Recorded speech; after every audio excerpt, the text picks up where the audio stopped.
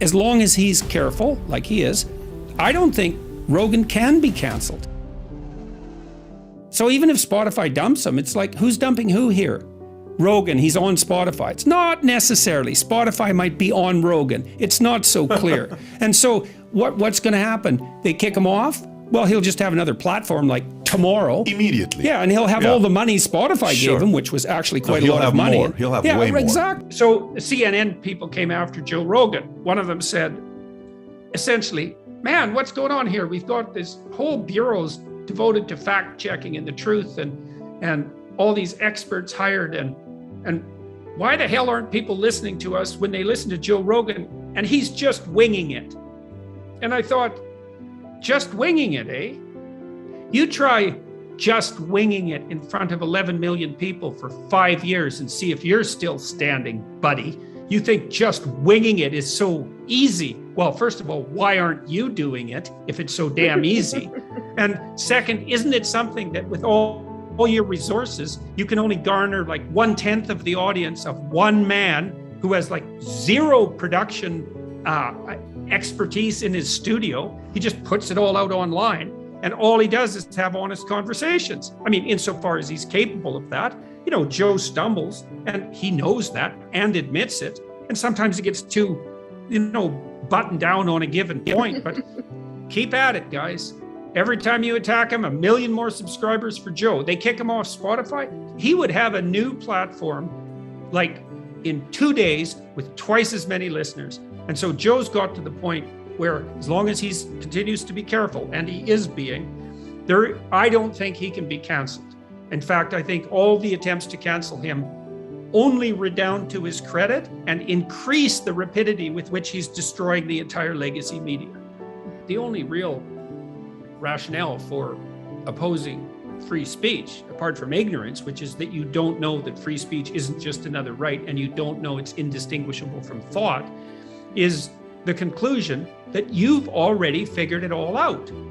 So you don't have to think. Or you're trying to hide something. Well, that's the other possibility. But those two things go hand in hand very frequently, is that it's very often that people who are trying to hide something justify that to themselves with a kind of totalitarian certainty about their beliefs. They double down on them to hide their own moral iniquities. And so you have to believe that people like Rogan shouldn't be allowed to just have a discussion with whoever they want and wing it. And you think that because you think you already know. And, if your life is perfect and you're already living in the kingdom of God, and then more power to you, maybe you're right and you can shut down free discourse because the heavenly heights have already been scaled. But I haven't met anyone like that yet. Most people I know think with not too much thought that there's some things they still have to learn and some ways their lives could be improved. And how are we going to approach that? Especially, you want to find out how you're wrong. You should talk to people who don't agree with you. Now, maybe 90% of what they say is not worth attending to, could easily be. Probably the same goes for you. But 10% might be just what saves you in the next crisis. This is one of the things I loved about being a clinician, is that I talked to lots of people who were really different than me, like seriously different from me. And if I wasn't learning something from them when I was in discourse with them, it was because I wasn't conducting the discourse properly. You want to differentiate and assess your own beliefs. Well, why? Well, because your beliefs aren't a set of facts at your disposal. Your beliefs are tools that you use to navigate the world. And the more finely tuned those tools, the more different. Like, I have a shed at home, a shop, with all sorts of power tools in it. And one of the things I learned, because I've renovated houses a number of times, one of the things I've learned is that if the job is difficult, you don't have the right tool.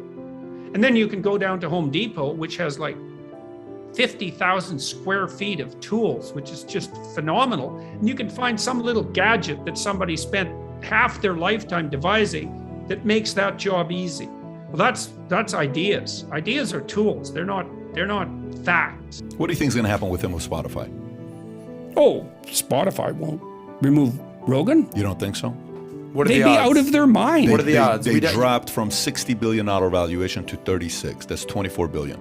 You think the board is sitting there, they're diehard Joe Rogan fans, or do you think they're profit margin, top line revenue fans? Oh, I would rather that they were the latter, the profit margin types, because that's what a corporation should do. And I'd trust them more if they were doing that. I'm with you. But I also Yeah. think that if they have any sense, and I know how this is going to turn out, it's turned out in my life like 50 times this way. Yeah. The heat goes on, the pressure's on, you're in the desert, it's unpleasant. You wait it out. You wait it out. You wait it out. If you haven't done anything wrong, you wait it out. You don't apologize. You don't back down. You wait, and things viciously turn in your favor. Now, waiting it out while you're roasting, that's not pleasant. And if the Spotify types have any sense, they think, yeah, well, that's a drop, but it's part of the death throes of the legacy media.